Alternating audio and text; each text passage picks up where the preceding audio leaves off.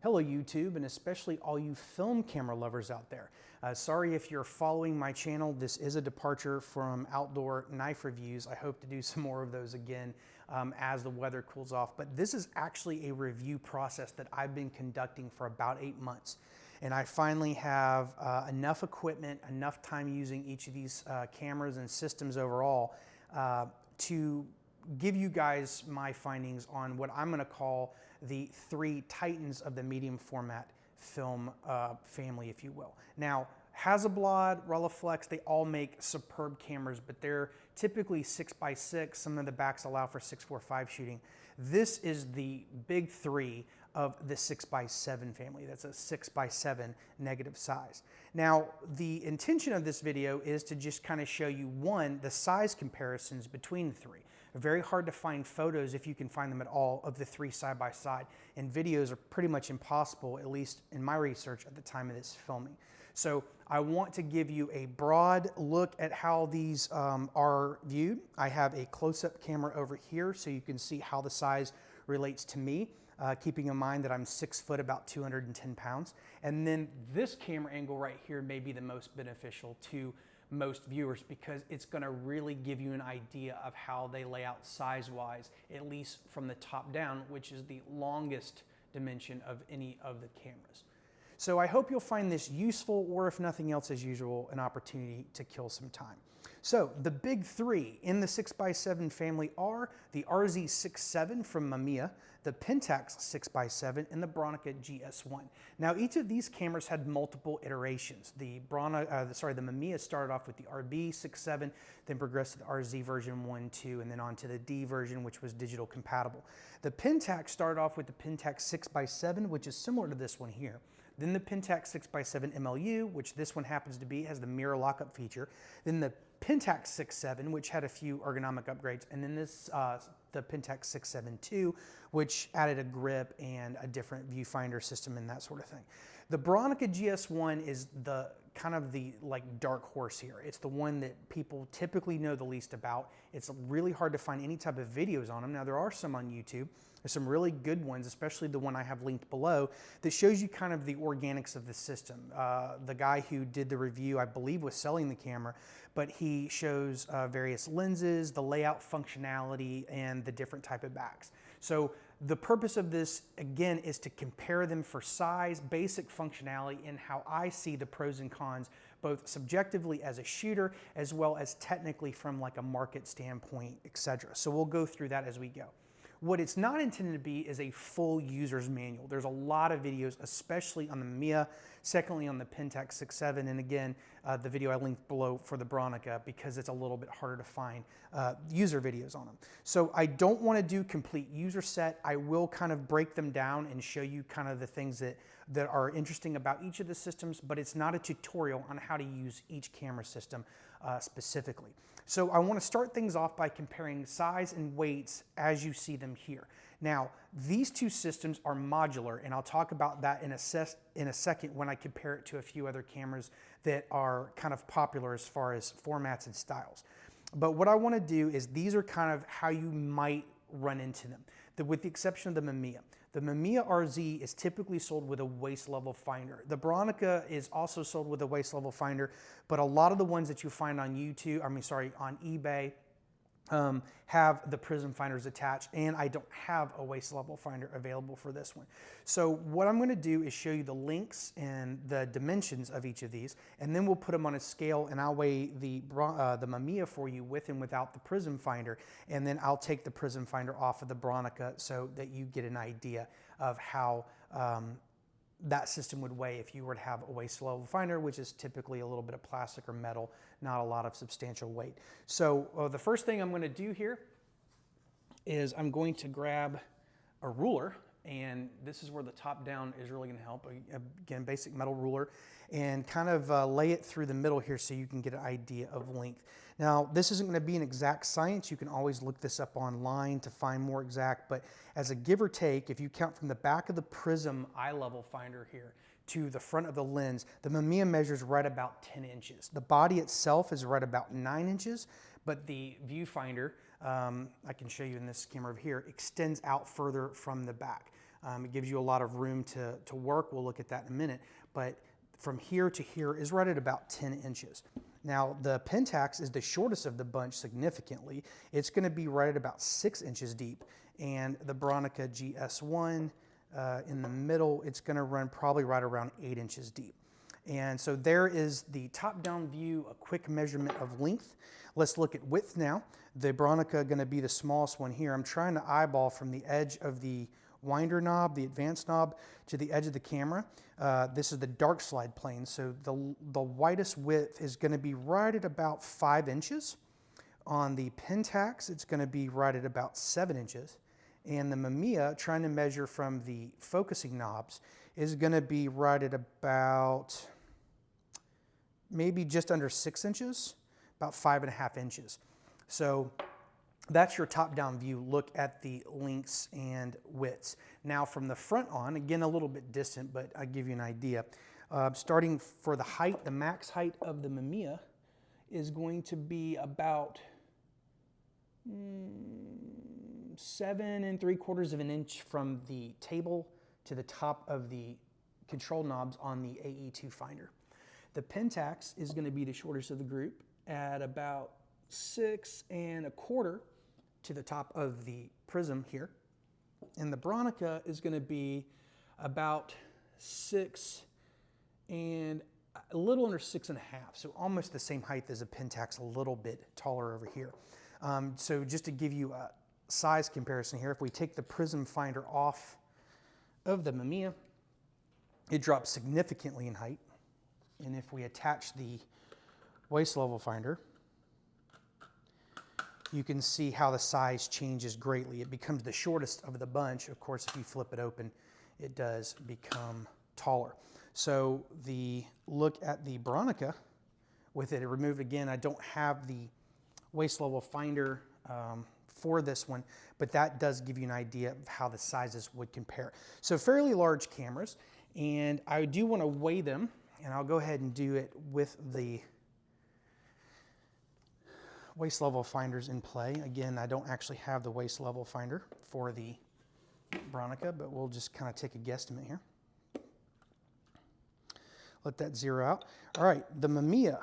This is with the film back loaded. This is a professional version 2 film back, but basically the same as the original. This is a 2.8, this is the 110 millimeter 2.8 lens, and then the basic body configuration with the waist level finder is at 5 pounds, 8 ounces. Now we will weigh that with the prism finder, which is pretty hefty in its own right.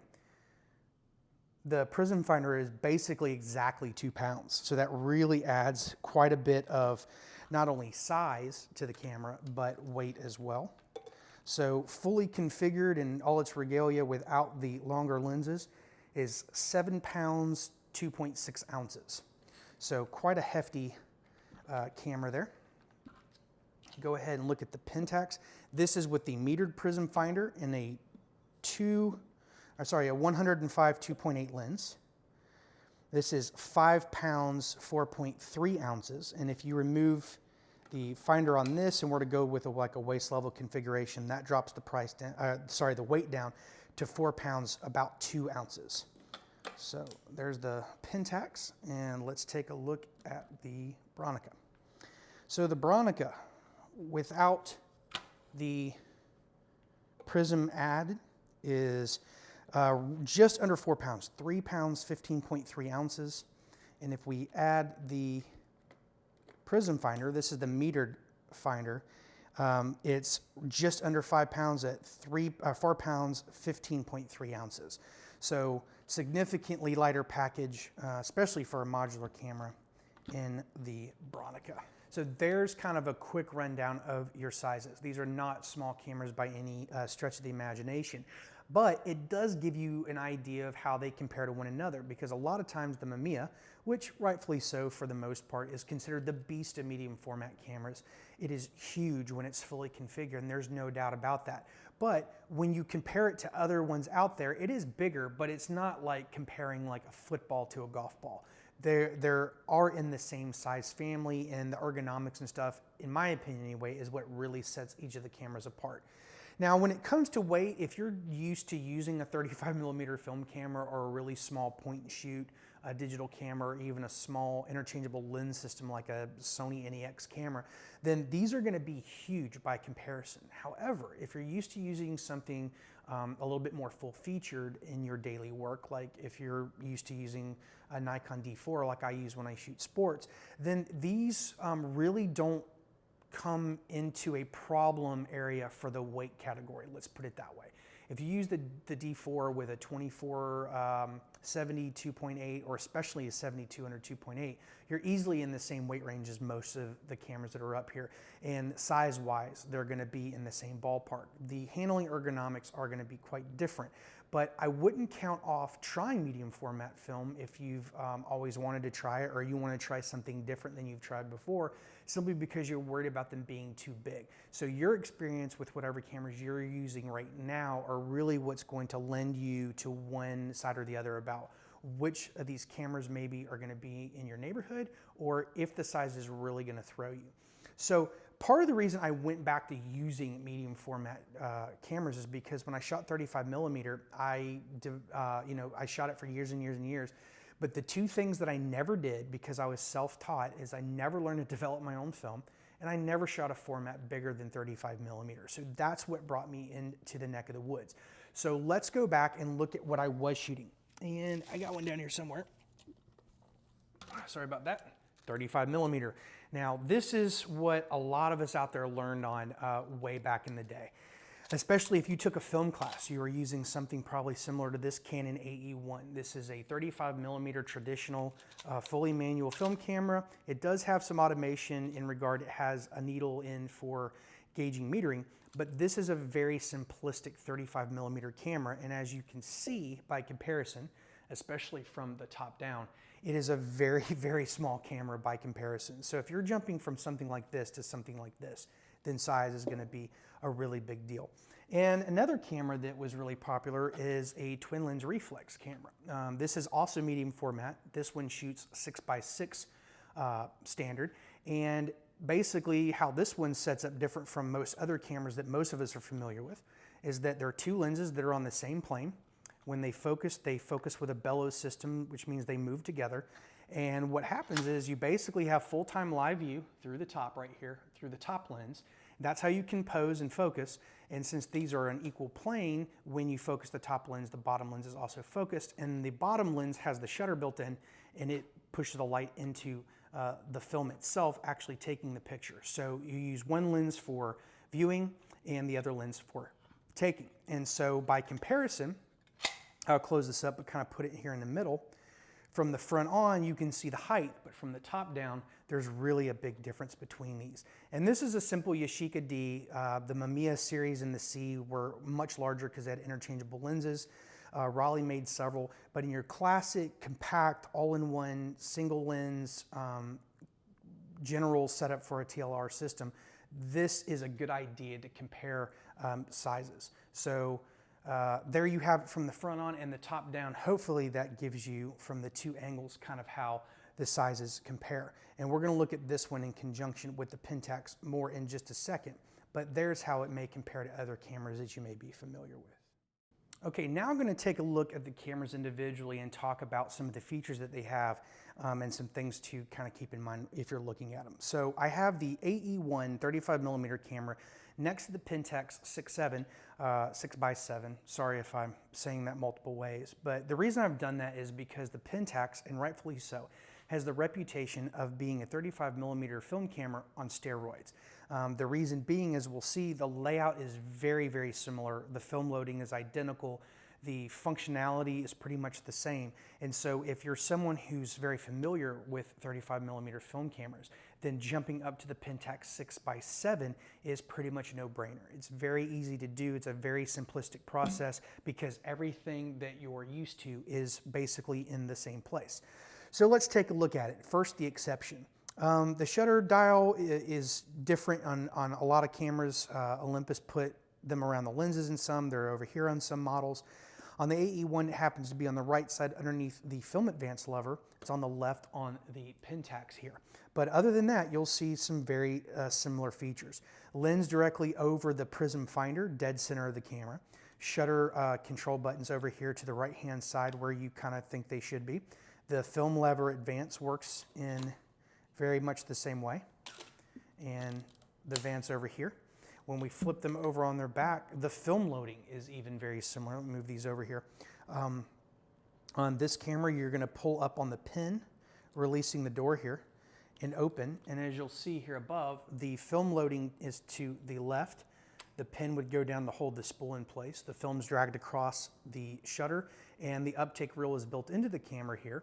But basically, once the film loaded and the film is advanced to the portion where it should be, then you would use the system very much like this. So by comparison here, 35mm film camera, so that we can look at the Pentax in just a minute. Again, the difference being the shutter speed dial here, but everything else you'll see very, very similar. So on this camera, the release for the film door is down here to the bottom. And as you'll see, basically a very enlarged version of the 35mm camera. Whoop, trying to keep this in frame. Huge shutter plane difference, obviously, and the film routing is very large, but the layout very similar. So you would take your 120 film roll, load it here. Again, this is not how to use the camera, but more or less basic functionality. Pull these pins out, put it in. The empty reel goes on this side. These lock back into place. Film's dragged across. You have to use the actual uptake reel from the empty roll previously over here. There's nothing mechanical built into the camera.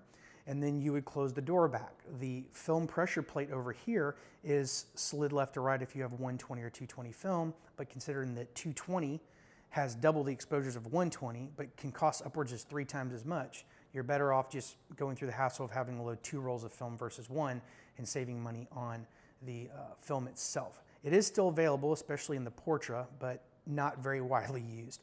So there's the basic layout. And what I'm going to do now is I'm going to cheat the system and rotate this pin and make it think that there's film loaded in the camera so I can show you functionality differences here. So with the 35mm film camera, you have the aperture set right around the lens here, and you just focus through rotating the lens here, and then whoop, push the pin down, and then once you've focused, the shutter button's here. So I'm gonna go ahead and go up. This goes up to 1/1000th of a second. And there's functionality. One of the benefits to the Pentax 6x7, which we'll talk about when we do a full line comparison, is that it also goes up to 1/1000th of a second, which is kind of a rarity, especially in 6x7 medium format cameras. So the film advance is very much the same way, shutter button's in the same spot, and it's just like that. Now you may have heard a pronounced difference in the audible level of the mirror slap and the shutter advance, and that's to be expected because this camera has a huge mount system. The bayonet system in this thing is designed to take outer and inner lens mounts depending on the focal length of the lenses. And comparing that to the Canon, sorry, I'm gonna release this here. You can see quite a big difference between the two cameras. So just for fun, we'll do, this is 1/1000th of a second, okay? Let me do that near the mic just so you can get an idea. This is with the lens off, okay? Kind of got a squirt sound to it. See, that big mirror has to move quite a bit. I'll show it to you from this angle. And now for the microphone. Now, you can find videos on YouTube just of people clicking the shutter off because it has that type of reputation. And more on that in a minute, but it is something to consider with this camera. It is not a sneaky user because people are going to hear you coming from quite a distance away. But focusing is very similar. The aperture ring is in the same spot. You set the shutter on this side, but the film advance lever and shooting is all going to be right at home. So for people that may be a little bit intimidated by medium format, or they just really love the simplicity of shooting this style of system where everything feels like it should basically, then the Pentax 6x7 is a no-brainer because it's going to put you right where you want to be. So there are the basic comparisons and how you might go about looking at the Pentax 6x7 comparing it to its little brother. So now let's talk about some things to consider with the Pentax system. This one is the MLU version. Earlier versions didn't have mirror lockup, but basically you just flip this lever here, the mirror inside's completely locked up. You obviously have to have your frame composed and everything at the time, because now it's going to be dark. The mirror's up out of the way. But everything after that is the shutter opening, closing, and the mirror popping back down. So the basics are that it's got a single throw here. You only have to click it one time to advance the frame. The viewfinder is interchangeable, which is a very nice feature. This is not a modular camera in that it's not fully modular. The lenses obviously can be changed and the viewfinders can be changed, but nothing else can be changed on it. So once you have the camera in play, the film, for example, once it's loaded, you have to shoot the entire roll. So we haven't talked about the advantages of the modular system just yet. We'll look at them in a minute. But if you're not aware, a modular system being that all the components, virtually every single part of the camera can be taken down and interchanged for something else, will allow you to change your film stock mid-shoot or allow you to load faster if you have backs pre-loaded. Now let me jump out of frame here real quick and show you.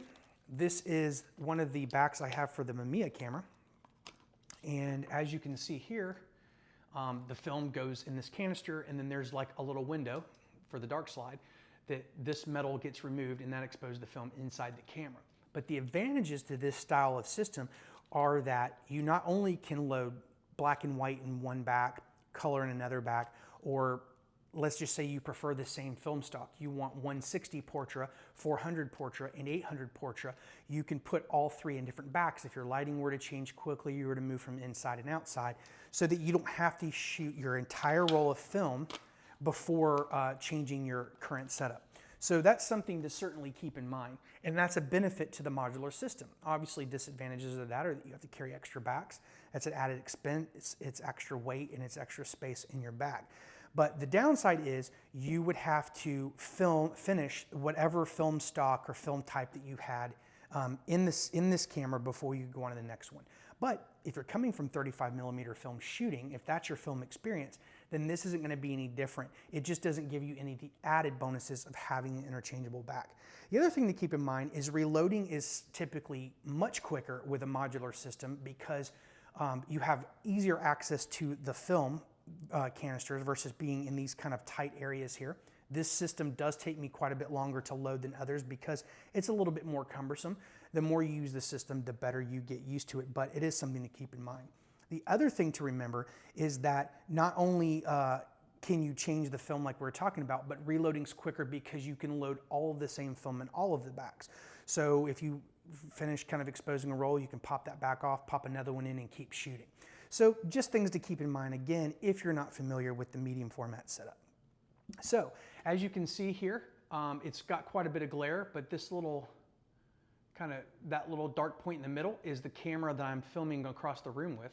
So you can use this as a waist level system with the usual left-right orientation flip because of the lack of prism correction, but it is available to you. So that is kind of a nice perk. This is a little bit weighty, not too bad compared to Mamiya, but you can get different viewfinder options. Just Google it and you'll see plenty of them available. So some other things to consider about this system are, as we mentioned earlier, the max 1/1000th of a second shutter speed is very good because most medium format cameras cap out around 1/500th of a second or there in the 6x7 size. I think the Bronica S2 may have gone to 1/1000th of a second, but not super common. So other things to take note of are there is no hot shoe on this camera. If you're used to having a hot shoe on top, if you're wanting to hook like a Pocket Wizard system up, there is no hot shoe on the system. You do have to use the sync port on the side, so you have to use some cabling and things there. And that's where one of the biggest cons to this system comes into play is the flash sync speed. Because it's a focal plane shutter, it's limited to 1/60th of a second when triggering strobes in order to sync properly. It's actually pretty darn slow.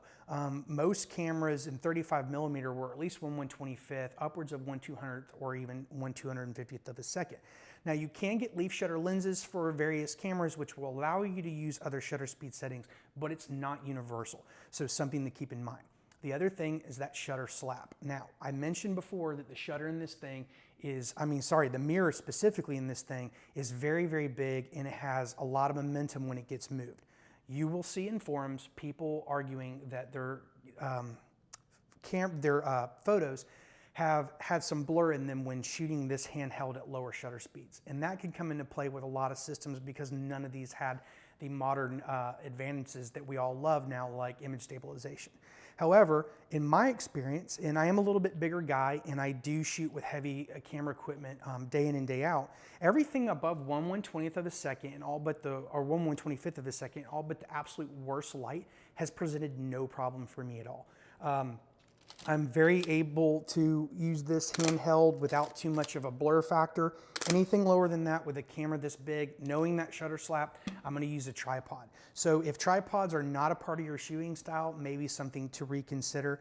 Some people have claimed that even higher shutter speeds have exhibited blur in the images, but it's nothing that I personally have experienced. And given that the Pentax system has an excellent line of lenses, a lot of them very fast, 2.8. This one is a 2.4. In fact, the fastest lens in the 6x7 family.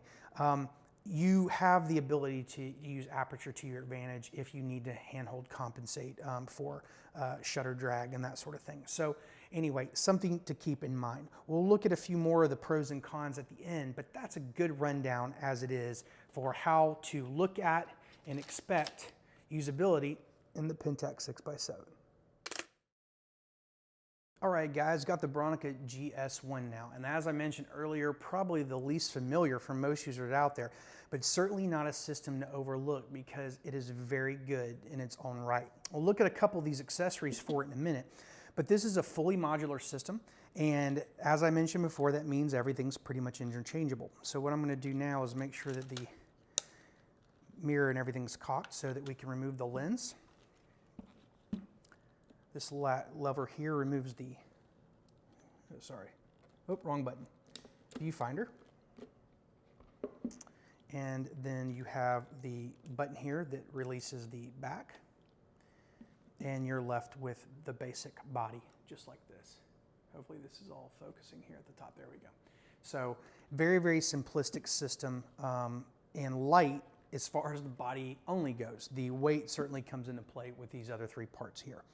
Now, an interesting feature that I do want to talk while I'm remembering this, because this is very shoot by the hip. I don't have a lot of notes available, so forgive me if I ramble a little bit or if I kind of get things out of place.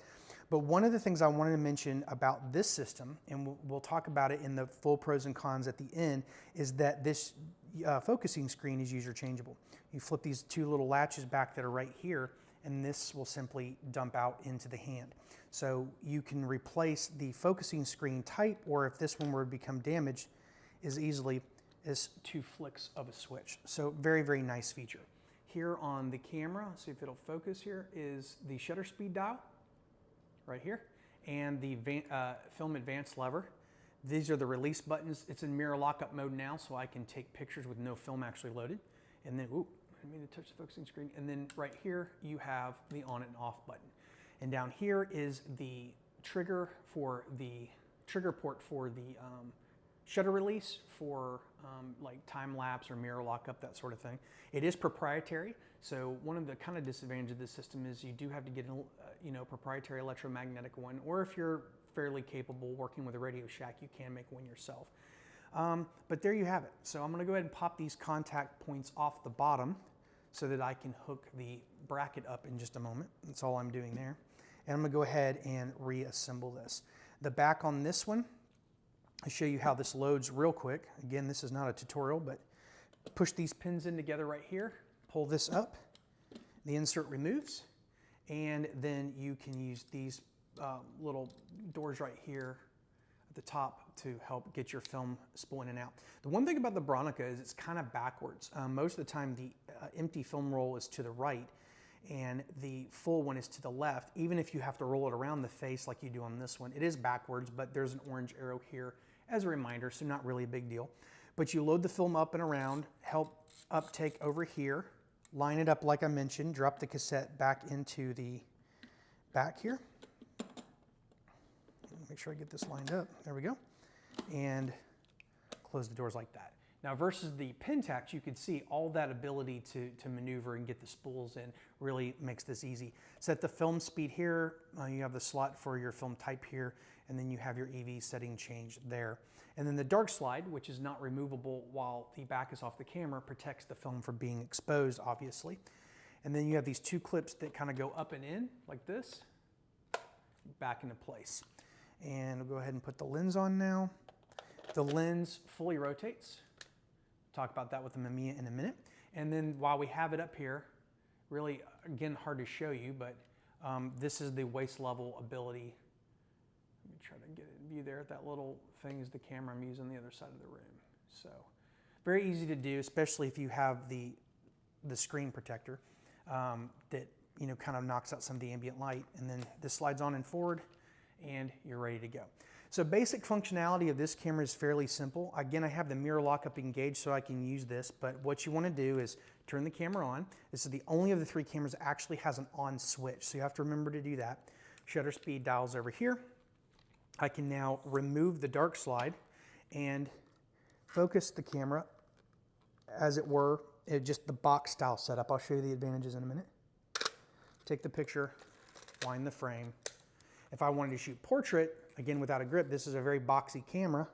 Not really a problem and actually fairly comfortable to hold, so it's easily doable without accessories. And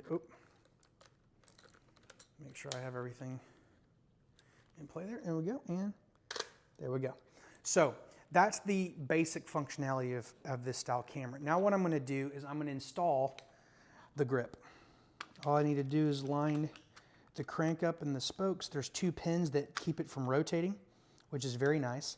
And I will have to say that once this is in place, it's very secure. It doesn't rotate. It's very comfortable in the hand, and it makes it shoot a lot like a 35mm film camera. Now, it may not look that way in the hands, but it gives you that right-handed grip, whereas the box really doesn't.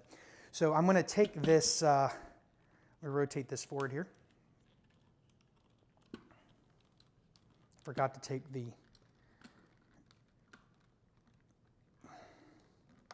there we go.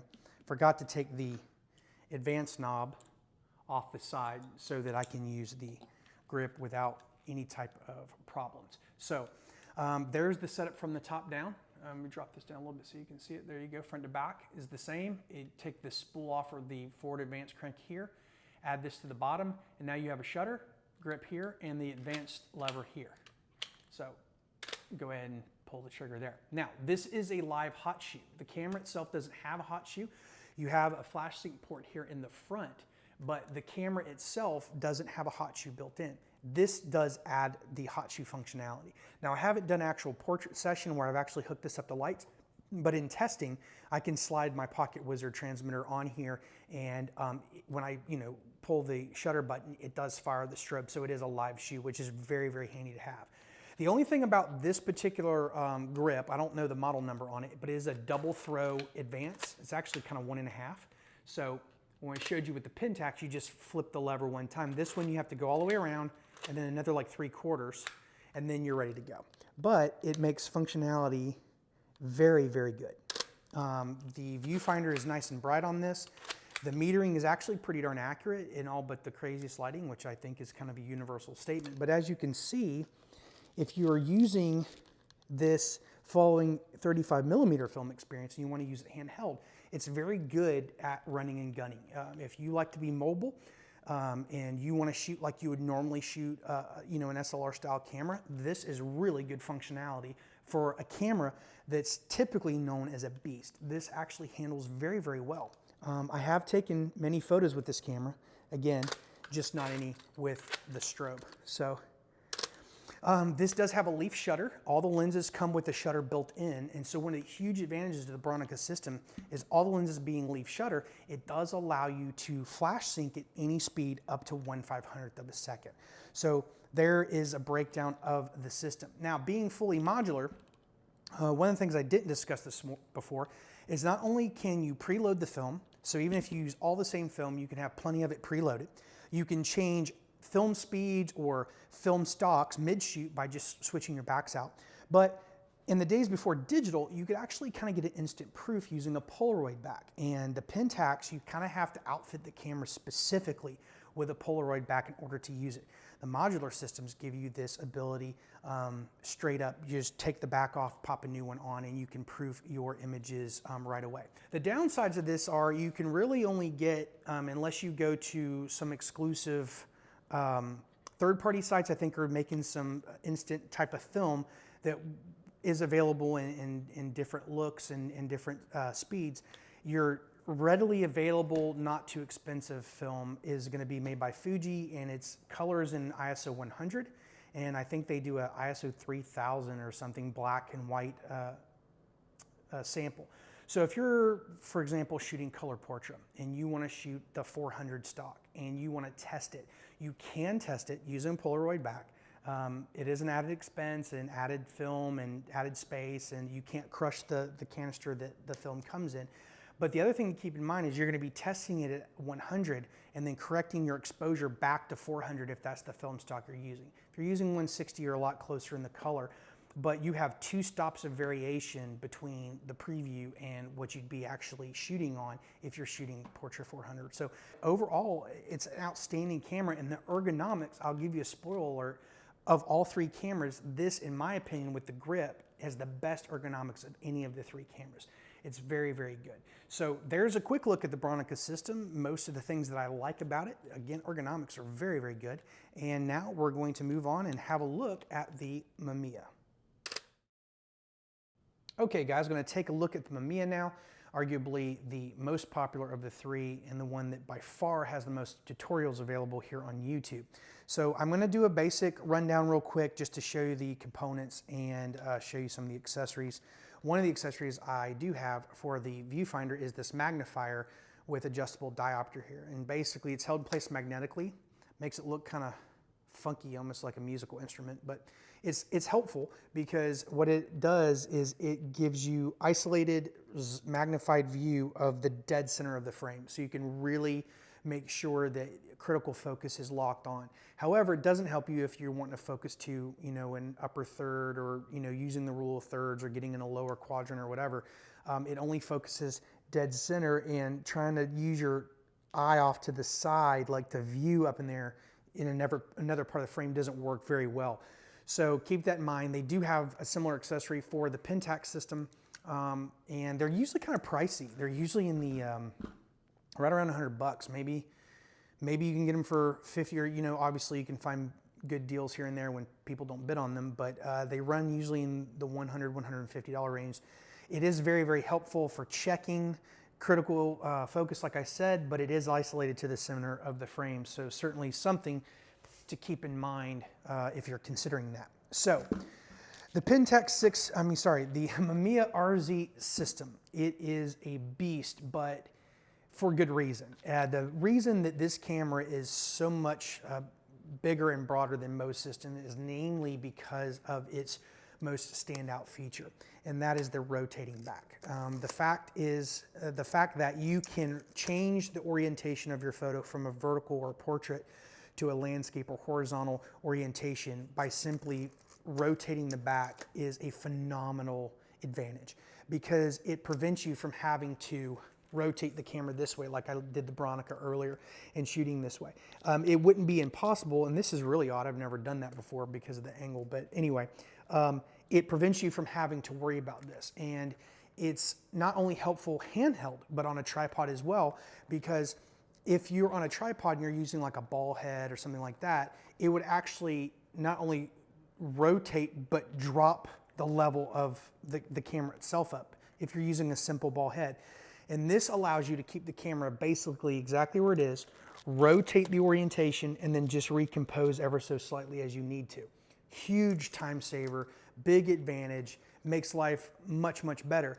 The thing to keep in mind though is the camera has to be prepared for the 7-centimeter side, both orientations. So instead of being able to keep everything kind of smaller, everything has to be able to magnify, view, orient for basically a 7x7. So it is going to make the system a little bit bigger. But it is a super cool camera. In addition to the rotation, it's got bellows focusing, which I mentioned earlier, which allows the camera to be very, very long and fully extended. This allows for very close focusing. You can get much, much closer with this configuration than you can with any standard lens that's not a macro on any of the other systems that we compared this one to. The disadvantage is you do have to take in exposure values with the scale over here. You find your lens, in this case is the 110, and then depending on where you're focusing and where you fall along the line from that point, you may have to add exposure value. So for example, in the middle gray area here, let's see if you can see it at the top, you get the silver area here, you're good. The middle gray, it's half exposure you have to take into account. And then down here in this dark gray, it's a full stop of exposure compensation that you need to program into the camera. There's no exposure comp values built in unless you have the prism finder, which is here, so you'd have to do that manually, either on the lens or in the shutter setting over here, the shutter speed setting, and this only is in full stops, except for that very kind of odd 1/400th of a second max speed instead of going to 1/500th. But anyway, something to remember if you're using the bellows focusing. So what I'm going to do now is break this down into its components like I did the Bronica and show you how it lays out. I'm going to make sure that the shutter is cocked. I'm going to go ahead and remove the dark slide. Well, if I'm going to break the components down, I have to have it in play. Let's go ahead and push these two pins and remove the prism top. And go ahead here. Then the whole lens itself doesn't rotate, just this locking ring right here. So if I rotate that, that just kind of unscrews and falls out of place. Then the lock for the back is here. Flip the switch and then the back comes off. And it leaves you with the basic body. And very much like the Bronica, except it does have the advantage of having a hot shoe, which does fully sync strobe through Pocket Wizards all the way up to the 1/400th of the second. You don't have to use the you can use the PC sync that's in the lens if you wish, but you don't have to with wireless transmitters. This is a very easy user-changeable focusing screen. There are tons of these available online, and there are different styles. Not only are the focusing points different, they're available in grids. I got this one, which has these blue squares in the corner, which I'll show you what they're for in just a minute, but they're user changeable very easily. This is also very advantageous if you're wanting to get into kind of blow dust around in there and get, blow air in there and get dust out of the box and off the mirror and that sort of thing. It just makes everything a little bit easier to get to. So shutter control dial, focusing mechanism over here. The version 2 of this has a fine-tuned focusing knob here. Both versions have a locking mechanism so that once you've kind of got the focus where you want it, you can lock it so that it doesn't get adjusted from where you had it set up. It's also helpful in traveling because this travels very well broken down into its components. I traveled with this system to Africa about a month ago, and I traveled with each part broken down. As you can see how small they are. 2 film backs, the prism, the lens, that sort of thing. These were all in the Tamrac Expedition 8 bag, and it fit very nicely in there. So this lock is also helpful in keeping it from accidentally getting nudged or extended, exposing the delicate bellows, which you would obviously not want to get crushed or punctured or anything like that. And it ensures that the size stays really small. And then on the bottom, you have connectivity for some grips and things, as well as here on the front. The shutter mechanism over here that does take a standard thread, which is really nice. And that's pretty much the layout of the system. So I'm going to put this back together and show you what those blue little marks are for in the viewfinder. And I'm going to go ahead and line this up here and then just rotate that, and that kind of screws everything down into play. I'm going to do this with before I put that on, even compared with the full glare and everything, how much brighter this screen is compared to the Pentax and the Bronica. It's a very, very bright system. This is the best waist level viewing experience I've had on any camera. And it kind of makes the left-right orientation flip a little bit more bearable because at least everything's easy to see. So I'm gonna go ahead and flip this up and show you inside here. Let's see if I can get that lined up. You can see the camera I'm filming on over there. All right, so what I want you to see now is along the top there, there's a little silver kind of bar. And I'm going to try to show you this side over here, right here. When I rotate the orientation, how, where is it right there? That little bar pops out on the side. It's very, very faint, but it disappears from the side now. You see them kind of squeezing in there. And then when I rotate, they'll come in from the top and the bottom now. See them kind of there. I hope that that's in play. I'm gonna put a little arrow on the screen or something. Whoop, changing my orientation now. There we go. Vertical,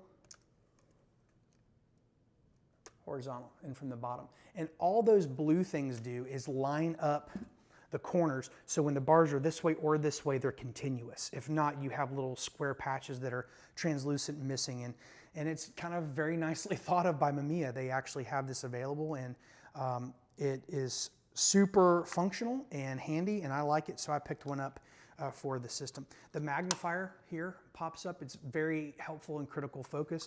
And again, the viewfinder is so bright on this, especially with a new focusing screen, but even when it came with it, so bright, it's really, really easy to use. It's better than any other waist level experience, like I've said, that I've had.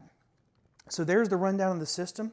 Very nice. The viewfinder is a little bit longer, kind of feel like you're looking more down a tunnel than with the Bronica system, just by comparison.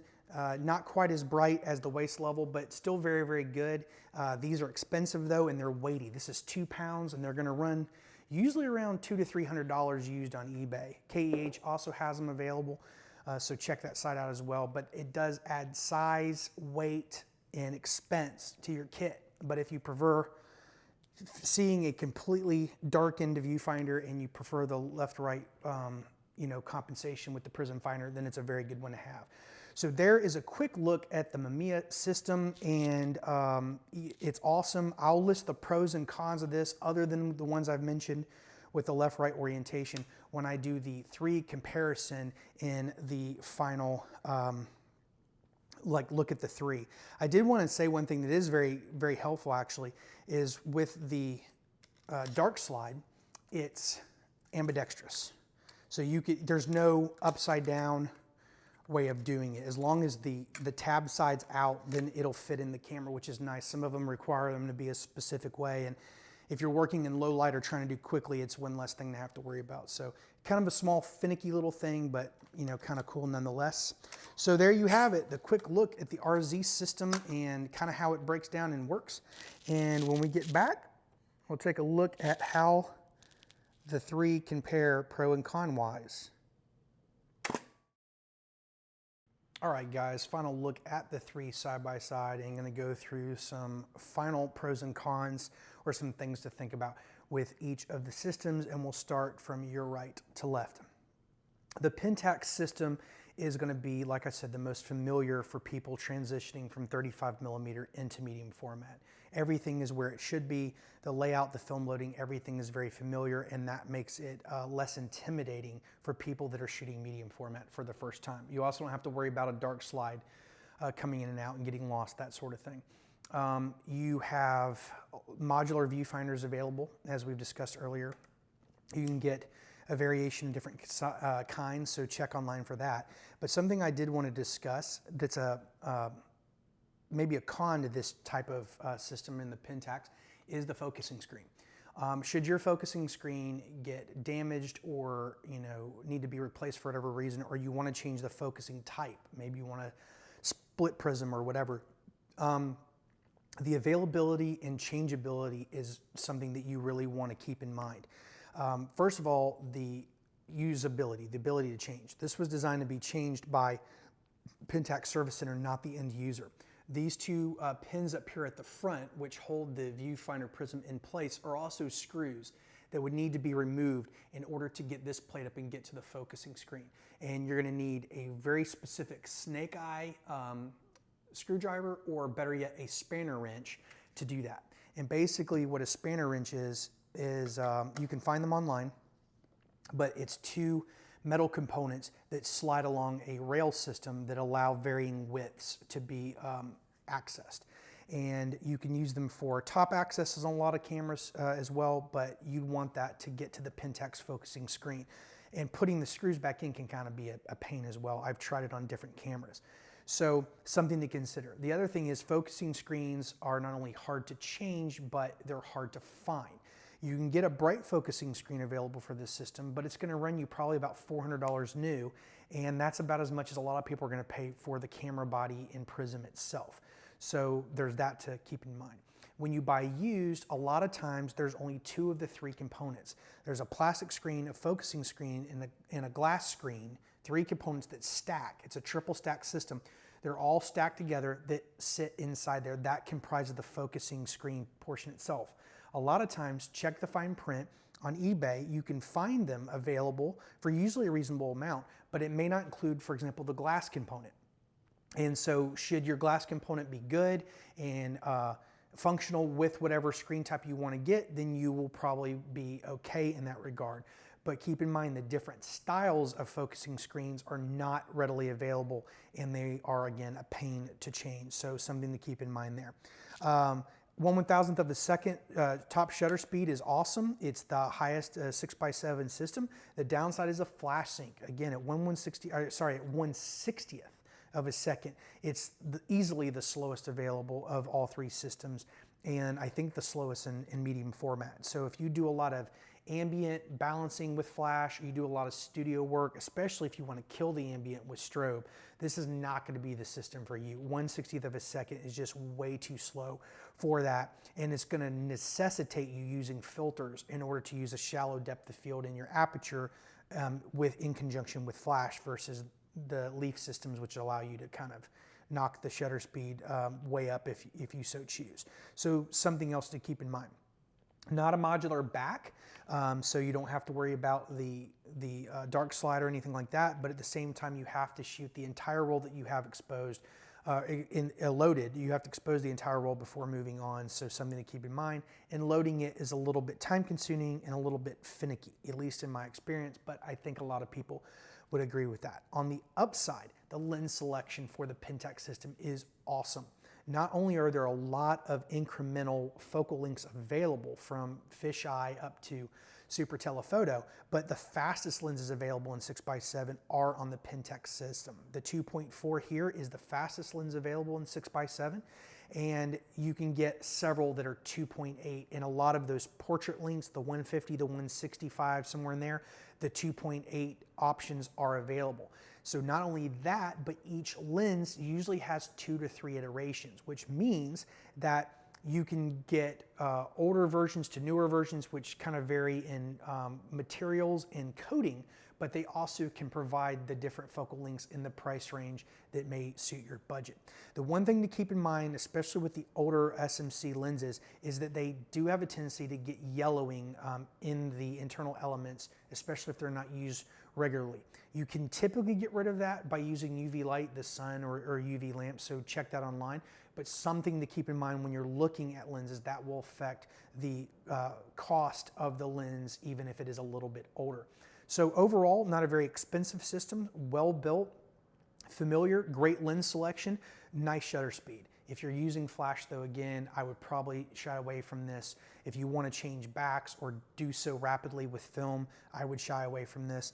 But other than that, it's really good. The other thing is in handling, it is a little bit slick. It's kind of like a esque in that these are very flat and rounded. So if you're used to holding your D4, for example, with a grip, and I can't show you because I'm filming with that camera right now, but if you're used to holding even a bigger, heavier modern digital SLR, you've got that really nice grip on the shutter side so that you can kind of shoot and drop it back down.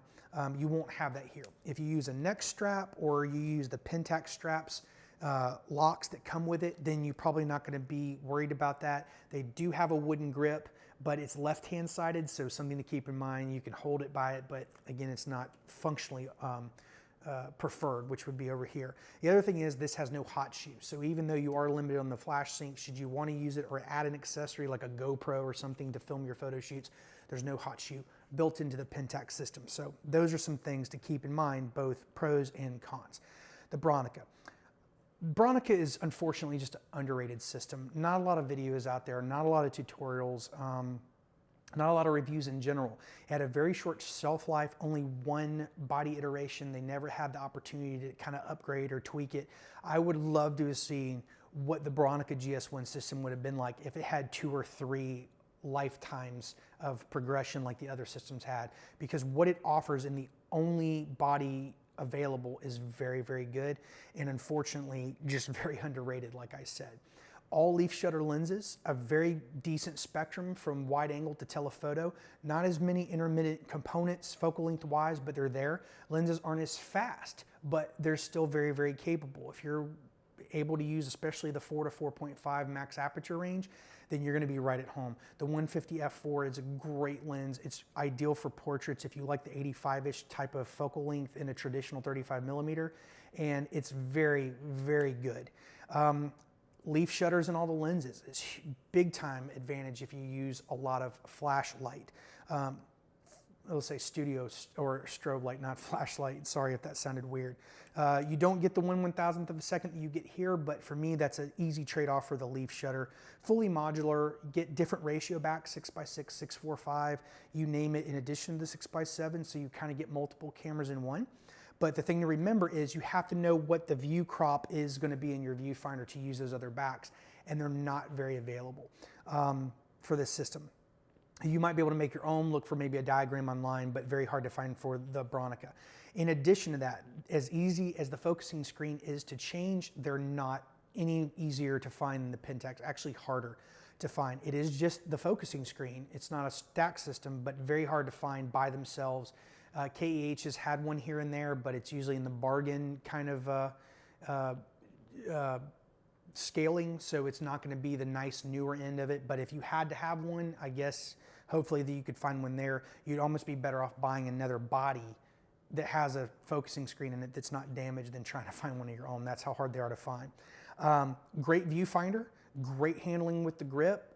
No built-in hot shoe either, but the grip does have one, and that's very advantageous. Keep in mind, I think the grip for the Pentax version, the 672, has a hot shoe on it. I'm not sure, but I don't think the other wood handles have that integration. I could be wrong, double check me on that. I'll put a note down here if I find out otherwise, but I think only the version 2, the latest version of the 6x7, has the hot shoe grip. So anyway, back to the Bronica. Fully modular, it's the lightest and smallest fully modular 6x7 that I'm aware of. You can get different backs for it, hard to find. The backs for this other than 6x7 are very hard to find. The used market for this in general, a lot skimpier than either of these systems because it wasn't out for very long, doesn't have as many owners, a little bit less obviously in circulation. But if you get one in really good condition, it is an awesome, awesome camera to use in all seriousness. The other thing is that the electromagnetic shutter release for the Bronica, for the mirror lockup mode, is proprietary. So you will have to pay a little bit more, and they're a little bit harder to find than a traditional cabling system like we have here that both the Pentax and the Mamiya can use. For example, with this one, this is your standard pin release. Screw that in, and the shutter release works the same way on the Mamiya. Not the case with the Bronica, so something to keep in mind if you do want to use it on a tripod and avoid vibration from within the camera. But overall, awesome overall system and camera, not as much available on the market. The viewfinder in this is very, very good. In fact, handheld with the grip, I prefer the Bronica over the Pentax. The lens selection's not as good, it's not as fast, but I get better syncing with strobes, I get much better grip, and I get a better viewfinder that's easier to focus in my experience. And a lot of people may disagree with that, but I don't think many people have had a chance to use them side by side like I have, and this is a lot better in use, in my opinion, than the Pentax camera, and that's gonna surprise a lot of people. Like I said, a very underrated and very, very good system. So check out the Bronica if you're interested in the smallish 6x7 modular camera. Then the Mamiya. Well, the Mamiya's got the most pros and probably the most notable cons. The lens selection is awesome. The viewfinder selections are awesome because you have several generations. There's multiple backs available. Leaf shutter lenses, just like the Bronica. Got a weird top out speed of 1/400th of a second, but you can sync at all shutter speeds with flash. The hot shoe works with Pocket Wizard straight up. You don't need accessories to do it. It does take the traditional cable, which screws into the lens. You raise the mirror with this shutter, with this button, raise the mirror, and then fire the shutter with this. So classic, easy to find accessories also work well. The newer models are fully digital compliant. The version 2, I think, with various plates, and the version 2D certainly is one of the most digital ready, systems that is out there because the multitude of different backs and things you can use with it. Lenses are brilliant, not as fast as the Pentax and not quite as many offerings, I don't think, but still very, very good. The 2.8's the fastest and it's a brilliant lens. Bellows focusing is really good. It is fragile, something to keep in mind, not only with temperature, but getting damaged in things, getting light leaks, that sort of thing. But close focusing is awesome with it. Let's see, what else can I think of? The rotating back is the most notable feature with it, and you almost have to use it to understand how handy it is. Cons are, it's big. It's really big. It's bigger dimensionally than the other ones. It weighs more, and each component is bigger than the other systems. For example, I'll just take the back off here. And again, because the rotation, it needs to be 7x7 oriented. But even the back for this system, let me see if I can get this in, is bigger than the Bronica.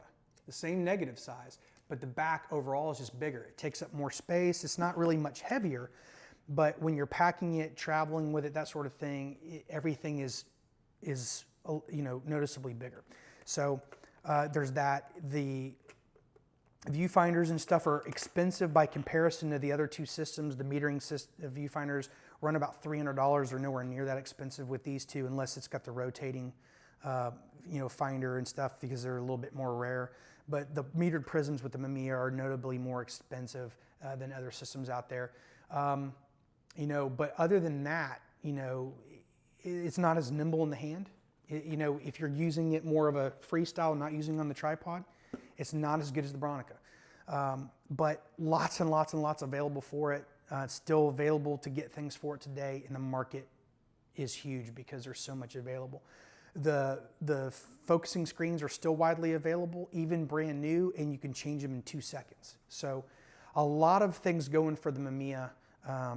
Size and weight, I think, are easily overlooked by what it provides in the system. In fact, when I went to Africa to shoot portraits of the kids I work with every year, this summer, this is the system I took, even though at the end of the day, it weighed more and took up more space and shoots the same size negative that these systems do. These other two systems do. I went with this because the versatility and the convenience, especially of using on a tripod, flash syncing with straight in body, there's just a lot more going for it as far as how I use it. So there's the layout. I hope you find that helpful. I know there's a lot of information.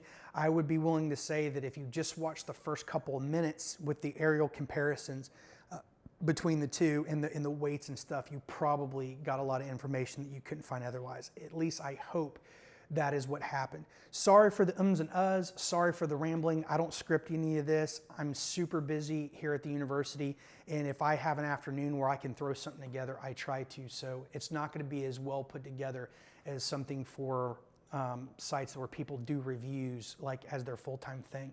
So I apologize that it's not very polished, but I do hope, like I said, that this provides you a window into what each of these systems has to offer, both pros and cons, how they compare sidewise and functionality. And I hope that if you're entering back into film or going into film for the first time, that you find the camera that really suits you well. And regardless of what system you choose, I really hope that you enjoy it. And let's all pull together and try to keep film alive, because I certainly still do love shooting it. Well, that'll do it, guys. Until next time, be safe and God bless.